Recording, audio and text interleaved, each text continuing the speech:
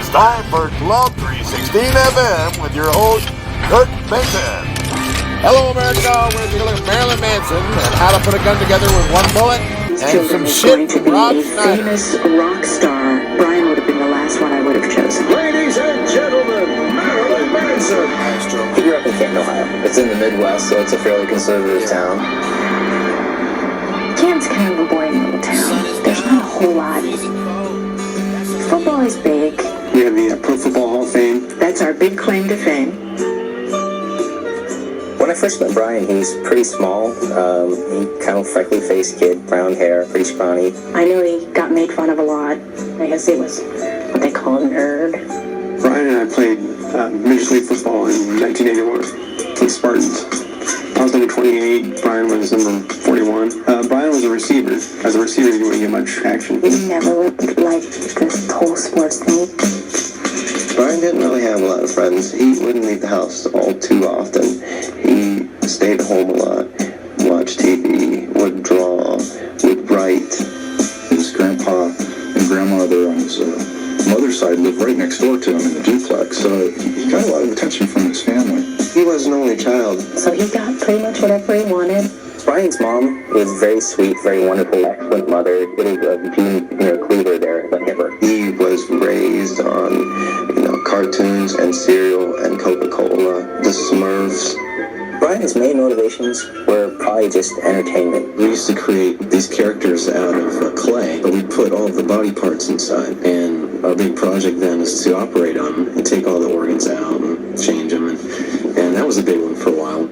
Brian had a very active imagination. It's basic kid stuff that, we'd be fascinated with, like, burps, any kind of, bowel movements, anything to that effect. I remember him telling me that he really liked eating Superman ice cream. It had, I guess that kind of ice cream had a lot of different colors in it or something, because he said when he went to the bathroom, everything came out purple, and he just thought that was pretty cool.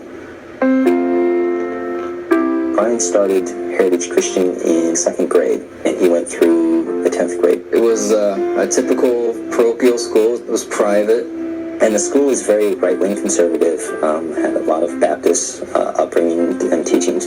We had Bible class once a day, and then weekly we had chapel. They would bring in different speakers or some local ministers or something. Definitely was a lot of fear factor, was definitely held fire and brimstone. The speakers were pretty much targeted to try and convince us of the evil ways of the outside world. It was a lot of evangelical type language. Come down front, stand up in front of your peers and show them you're not afraid.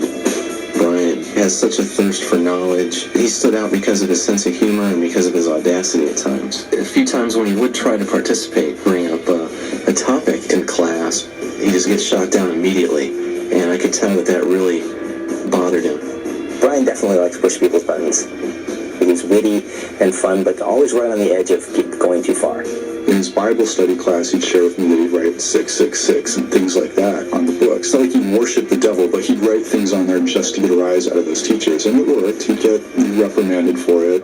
Well, we were really into Mad Magazine and Cracked Magazine because we loved that sense of humor. And so we decided to do our own magazine and sell it to kids at school who didn't have much access to that kind of stuff. And by the end of the day, he had been called into the principal's office, gotten spanked. He'd never second-guess himself, just incredibly driven as far as if there's something he wants to do, he goes after it. Brian was never into anything halfway. He pushes everything he can to the limit. Dungeons & Dragons was definitely Brian's biggest interest. Everything about Dungeons & Dragons we had to know and devour. We spent, maybe like a week straight one time playing. We took breaks to go home and go to sleep and eat meals, and we'd come back first thing in the morning and start playing again. His parents, bought him hundreds and hundreds of pewter miniatures, and he would hand paint all of those. He was so creative when we would play. He would always add some spin to it above and beyond what the rules were in the book. We started to get rhetoric coming out of some of the teachers and in chapel about how Dungeons & Dragons could lead to all sorts of depravity. And so that's when there was a really sharp clampdown on some of the activities that the students were doing. We actually had to sign a contract, an agreement, that we wouldn't drink drink, we wouldn't do drugs, we wouldn't cuss, we wouldn't listen to rock and roll music. And they spent an awful lot of time trying to teach the kids not about religion, but instead about why rock music is going to rot your brain. Yeah, Brian liked hard rock music, so right away he was the devil. A video of David Bowie's Ashes to Ashes that really had an effect on Brian. The atmosphere and sensibility of it just really piqued a curiosity that, wow, you know, we don't have to sit around the table with Dungeons and Dragons in our imaginations. We can actually create these things visually. It was just fascinating. In about the 8th or 9th grade, we're getting more and more into our own imaginations, even more isolated from the people around us. They were all making decisions to make religion and Christianity a big part of their lives. If you wore your Bible on your sleeve, you got great grades. In this very restricted place, you were better off to kind of fake your existence than you were to show your real existence. Once he became aware that people were offended by a lot of the things he was interested in, it became more of a challenge. Brian tended to lash out against the hypocrisy that he saw there at the school. Our major goal at that time then was to find ways to get out of there. You didn't fit in the Log Heritage Christian School? I remember him many times talking to his parents, like wanting to go to public school. I have to get out of there. A couple months into 10th grade, Brian ended up moving, and his parents sent him to the local high school nearby. When he came to Glen Oak, he was at a disadvantage because, you know, all the other kids had grown up and had gone through all these classes that all I ran into Brian Warner in the local music scene in South Florida. I heard about this crazy new band called MARYLIN, MANSON and the Spooky Kids. I was at their very first show at Churchill's, and they didn't even have a drummer then. I mean, they had a drum machine on a stool. There was probably between 20 and 30 people, and this tall, skinny, geeky kid singing. And I just remember feeling embarrassed for him because he didn't make eye contact with the audience. He hid behind the microphone a little bit. He really had no image at that point. People were like, the hell is this? Half the time he'd be in the back throwing up because he definitely had some major stage fright. You know, we didn't even know if he'd be able to perform. It's kind of hard to sing when you have throw up in your throat. They had this kid playing bass. His name was Brian Tunic. Tunic really didn't have that much to do with what we did. I mean, he played our first 2 shows with us. That's it. So we needed a bass player. We used to see each other out at clubs a lot. So right off the bat, he knew I was, this young, loud, and snotty punk. Those are districts that are solidly Democratic. This glass of water would win with a D next to its name in those districts. Yeah, I'd say so. And I think that's why Rob Schneider's got it right. Whether it's a glass of water or a bowl of SHIT, people who just blindly vote Democrat, they never check what's actually inside the reservoir. They're right here, the Twitter as usual had a blast with a tweet. You can see this here. Unfortunately true, Rob Schneider, and so there is poop everywhere. San Francisco suffering from it exclusively. And another one, Rob Schneider, they actually might love SHIT. San Francisco has it everywhere and can't seem to have enough of it. They must be very proud of the Democrat Party in San Francisco bringing in more SHIT on a daily basis for the people of San Francisco. Scat apps for Democrat cities for the win.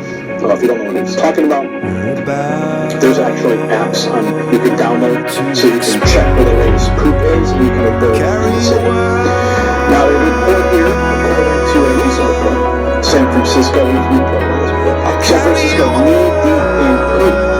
Since 2008, over 23,800 cases of human waste were reported in part of San Francisco.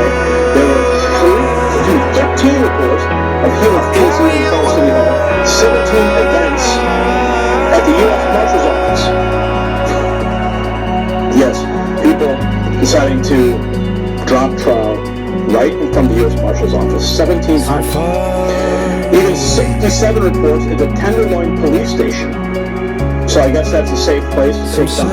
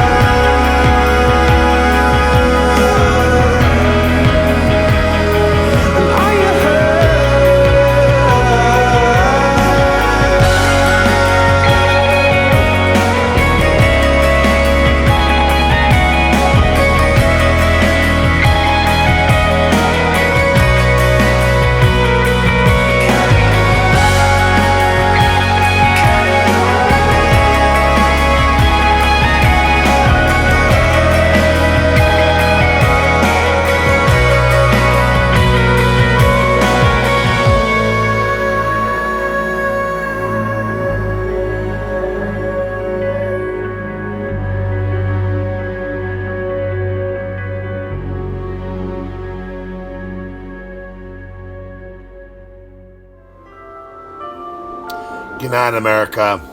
Remember to pray about our president. We need to support the White House in our prayers. God bless. Love each other, America, and pray. You've just been listening to the Club 316 FM show with your host, Kirk Benton. Good night, America.